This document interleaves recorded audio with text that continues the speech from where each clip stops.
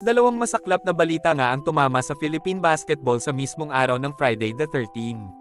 Sa hindi nga inaasahang pangyayari, napabalitang nagpositibo sa pinagbabawal na gamot ang naturalized player ng Gilas na si Justin Brownlee, ilang araw matapos ang historic gold medal ng Gilas sa Asian Games. Habang nakakalungkot na balita naman sa PBA nang i-anunsyo na may malubhang sakit sa puso ang star player ng TNT Tropang Giga na si RR Pogoy. Unahin na natin ang pinaka-latest update tungkol kay Justin Brownlee. Kung saan namimiligro ang ating gold medal kapag napatunayan na positibong gumamit si Brownlee ng carboxy THC na pinagbabawal gamitin ng mga sports athlete. Hindi nga inaasahan na may lalabas na ganitong klaseng balita matapos ang masayang pagdiriwang ng Pilipinas sa pagkapanalo ng Gilas team ng gold medal sa Asian Games, matapos ang 62 taong pag-iintay.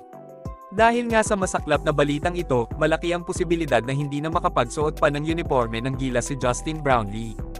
Ayon kasi sa isang artikulo ng anti-doping rule ng International Olympic Committee, kapag may isa o dalawang atleta sa isang team na lumabag sa paggamit ng pinagbabawal na gamot may sintensya na itong disqualification sa mga international tournament kagaya ng Asian Games at Olympics.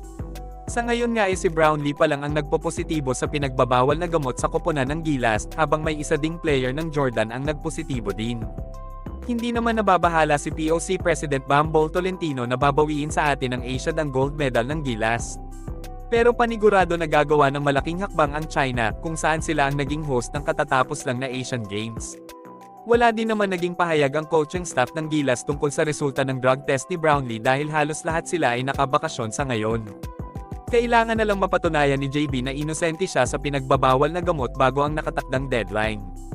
Samantala, nag-anunsyo na ang TNT management na pansamantalang hindi makakapaglaro si RR Pogoy sa TNT ngayong PBA Commissioner's Cup.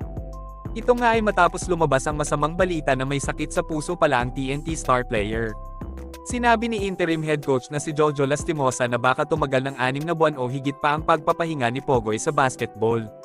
Kabilang sana si RR Pogoy sa lineup ng Gilas sa Asian Games, pero nagdesisyon na lang itong huwag tumuloy dahil naka-experience na pala siya ng pagkahimatay sa kanilang bahay.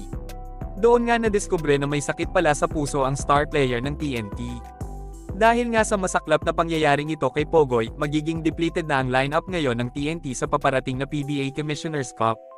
Bukod kasi kay RR nasa injured list din sina Poy Eram at Justin Chua, habang nasa bakasyon pa din ang Tadamoon player nila na si Mikey Williams.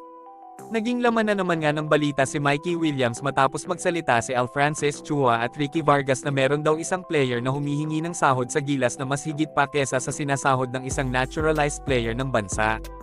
Bagamat hindi nila ito pinangalanan mukhang eto na nga ang tinutukoy ng dalawang PBA team governor. Wala naman komento ang kampo ni Mikey sa isyong iyon dahil nga nasa bakasyon pa ito hanggang ngayon. Samantala, hindi pa din sumasali sa ensayo ang kanilang top rookie na si Henry Gallinotto.